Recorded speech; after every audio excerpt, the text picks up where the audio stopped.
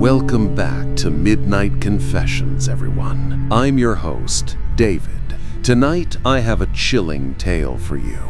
One that's been haunting an American family for generations. Settle in, turn off the lights, and let your imagination wander, if you dare. Tonight's story comes from a listener named Emily Carter. It began in a town you might know, or pass through on a long drive. But what happened there isn't small. It followed a family for years. It changed how they slept. It changed how they spoke to one another. They called the town Harrisford. It sits on a slow river 2 hours northwest of Boston. The houses there are old. The streets twist around ponds and groves of trees. Willow Pond sits where the old quarry used to be. No one put its name on maps. Locals kept a distance by habit. Kids dared one another to touch the water and then fled. Old men mumbled that the pond remembered wrongs. That was the kind of place it was. Quiet, ordinary, and full of small, private rules. The Carters moved there in 1996. They took a tired Victorian with a porch and a sagging fence. Robert had a good job at the mill on the edge of town. Margaret, his wife, kept the house. Their son Ethan was 15, lean, curious, too quick with questions. His cousin Oliver was 7. Oliver's laugh came easy and fast. He loved frogs and sticks and the kind of forts only kids can build in underbrush. The first odd thing happened in August. It was a warm evening.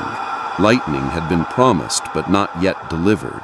Margaret spent the afternoon pacing the kitchen, making tea she did not drink. She kept glancing at the back door.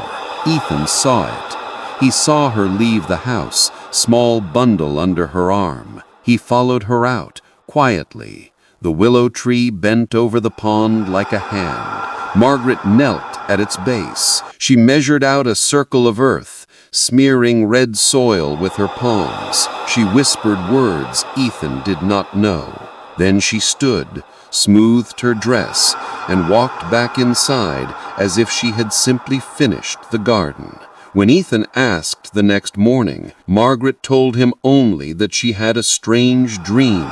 2 men in white robes had come to her in the dark. They were tall. Their eyes looked like embers. They told her to prepare the willow and to return at night with the family Bible. She must not tell anyone. If she did, she was told, she would bring trouble down on those she loved. Robert laughed. He tried to make light of Margaret's preaching, but he dug at the willow that night just to show he was brave. He moved the spade through the damp earth and found 2 old clay pots lodged beneath the roots. He could not bring himself to open them. They were heavy. They were cold. He hauled them back and put them in the shed. That night, Margaret woke screaming. In her dream, the 2 men returned and accused her of betrayal. She said they called for a price. Robert sat bolt upright. They searched the house for Oliver, but he slept. They barricaded doors. For 3 nights the wind sounded wrong, like something moving through reeds with purpose. Then one night Oliver was gone. The search started small. Lanterns lit the yard.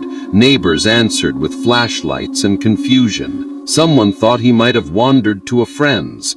Someone thought a fox had stolen him. But as the hours bled on, panic replaced explanation. Robert ran the property line in socks. Ethan called for help until his throat hurt. They combed the field by the stone wall, the dilapidated swing set, and then the edge of the town cemetery, a place children had spun terror tales around for generations. At dawn, they found him in the courtyard.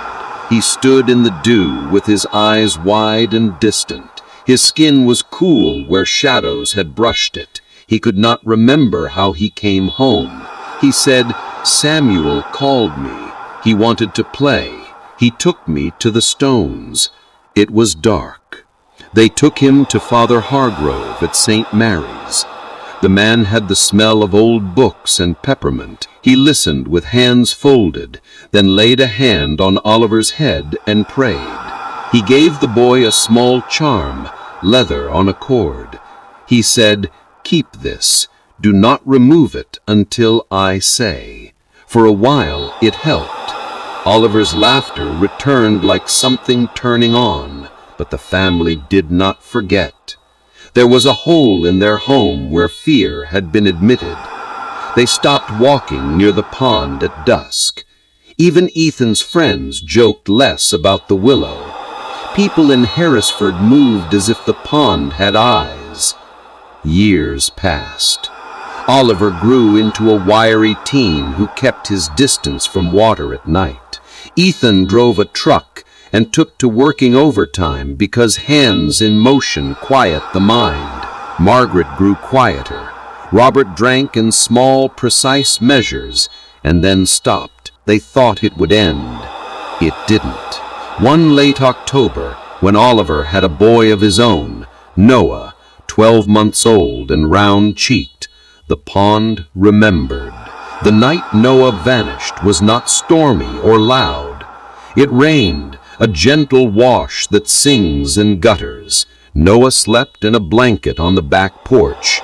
Oliver dozed in a chair nearby with the baby monitor on his phone. At 2 in the morning, the monitor's light stuttered and the noise turned A and thin. Oliver blinked to wake. The porch door was shut, but not locked. The monitor crackled as if something had brushed the microphone.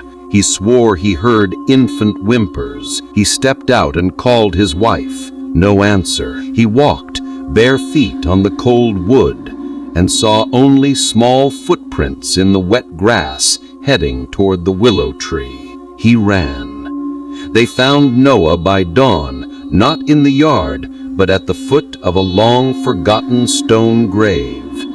There were marks on his arm like a paw had dragged him, and dirt under his nails. He was alive, breathing, but his soul felt scraped raw. He could not speak clearly. His eyes reflected something older than him. Oliver clutched his son so hard he could not feel his own hands. The story went to the paper. People came. Father Hargrove performed rites and blessed the graveyard. They dug up the graves nearest the willow and found shallow holes that looked like something had been dug and then smoothed over, like a child's game. Local cops shook their heads. "We can't prove anything supernatural," Chief Lang told them, hands on his hips. "But we will increase patrols." Still, the nights grew hollow. Folks began to move on, but the Carters never did.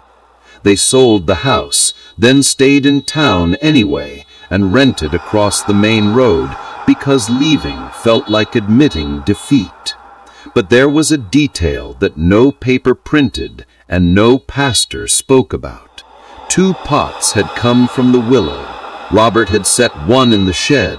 The other he buried in the garden at Margaret's insistence. After Oliver's first disappearance, Robert burned the contents of the shed in a metal drum and wrapped the ashes in oilcloth and dumped them in a river miles away. The jar seemed to shrug off destruction. The next morning, the ash had become soil again, and the oilcloth smelled of damp air and moss. That is when Ethan began to hear things at night. A scraping at the siding, like fingernails on clapboard. A rhythmic tapping at the back door, like a rhythm trying to be learned. The distant sound of 2 men walking in the woods. He thought he was tired. He thought he had read too many old books. But then the light began to fail. You can be like any other person until the light fails. Then the small things separate the brave from the wild-eyed. One winter night, as wind rose off the river and the snow flattened sound, Ethan woke to a light downstairs. He grabbed the ladle he used to stir sugar into coffee and crept down. The living room lamp was on, though he was sure he had turned it off. The soft glow came from the shed window. He stepped into the yard with socks on his feet and snow clinging to his toes. The shed door was open. Inside, the floor was not as he had left it. There were wet footprints across dust, like someone had walked on damp boards. In the center of the room sat a clay pot, the same shape he remembered as a boy. The pot had a lid. Something inside hummed quietly, like a throat clearing. Ethan put his hand on the rim. The pot was cold. His skin crawled. He lifted the lid. Inside was a small lantern. It did not need a flame. Its glass held a tiny pulse of light. The glow was warm as blood and cold as moonlight. When he looked deeper, the light seemed to form an eye that blinked. The hair on his arms stood up. He slammed the lid shut and carried the pot to the yard. He smashed it on the old stones until the earth took it back. He thought he could crush the thing into meaninglessness. The next morning, snow lay unbroken except for a single trail of muddy footprints leading into the Willow. Hard as strange. It asks a man to do good, then gives him the ways to fail. Ethan put a board across the shed's door and tried to sleep. He failed. The visits increased. They weren't always loud. Sometimes they were near silent as breath through a curtain. Once, Oliver woke in the dark to the smell of moss and the sound of someone humming the lullaby his grandmother once sang. He found his son's crib empty and the window open. Noah sat on the sill like a little statue, watching the pond. The boy's hands were wet, and his hair smelled of the loam. Oliver snatched him up and wept. When the family went to Father Hargrove, the old man spoke of contracts and bargains no one should make. He gave them oil and salt and recited passages into the darkness. He told them, gently and with a pain they could feel, that there are bargains older than towns. He told them to keep talismans. He told them to prove who they were to the night. They did as asked. They placed charms on doors. They slept with Bibles under pillows. They kept the television on all night if they were near the pond's line of sight. They prayed as if each prayer could be the last. And still, at the edge of sleep, Ethan heard the scraping again. He learned to listen for it like one listens for footsteps on stairs. He called it the patient rhythm. It never sang. It never pleaded. It only kept time. One spring, when the thaw came fast, a man from the county came by to install a fence. He was stolid, rope-thick hands. He worked the posts into the ground around the pond. He told the Carters, in an attempt at comfort, that fences keep dogs in and strangers out. Robert handed the man coffee. The man said he'd done fences his whole life. He had never seen a pond like this one. That night, after he'd left, the posts were pushed outward like hands rummaging through the dirt. The fence lay in a messy heap. The posts had been chewed at the base. After that, the people in Harrisford started to whisper that the pond wanted to be visited. It wanted to be remembered. It wanted to be fed.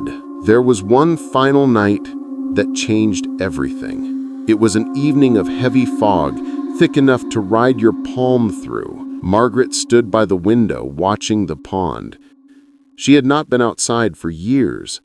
She had aged like an instrument left in rain. Her hands shook, but her eyes were clear like river glass. Ethan found her at midnight on the back stoop. She was dressed in a simple blue coat. "Go inside," he urged. "We'll check tomorrow." She smiled in that soft, terrible way. "Not all bargains can be unmade by new words," she said. "Some must be answered." He could not stop her. They found her later by the Willow, standing ankle-deep in mud. She had her hands laid on the water. The skin of her palms was as pale as milk. Her eyes moved like a clock hand and settled on her son. Margaret spoke to the willow as if to an old neighbor. "We keep our part," she said. "We did not tell." Her voice was thin as thread. "Take me instead, if you will. Take what I promised." Something moved in the water like a sleep-blurred animal. The surface shimmered. A shape rose that had the suggestion of a pot and the eyes of an animal too bright to live. The pond's rim changed as if it had teeth.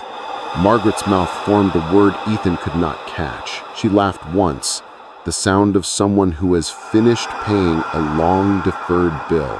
No one could explain what happened next. Some said she walked into the willow willingly and became part of the pond. Others said she was taken because the bargain was old and hungry. Ethan swears that he lifted his mother up from the water with his own hands. He says he felt no weight. He says that when she broke the surface, she was changed. The town filed police reports. The sheriff's deputies searched the pond. Father Hargrove performed the longest prayer of his life. Margaret went into the hospital for observation and then was released. She could not remember parts of her life that had seemed like stone. Her words came in fragments. She called the pond her husband in an hour of drunken honesty. She asked to lie down by the willow and be dug in like a root. In the months that followed, the pond was quieter. The clay pots no longer turned up. Noah slept through nights with the charm still around his neck. But the river carries time, and the river forgets. People who move away rarely speak of Harrisford. They prefer not to be troubled by old bargains and older ponds. Ethan kept his life going. He married after a time. He left Harrisford for long stretches to drive a truck. He came home for holidays. He never told the full story to friends. Some things, he learned, were not for telling. They were for keeping guarded like a wound. David in the studio takes a breath and lets it land.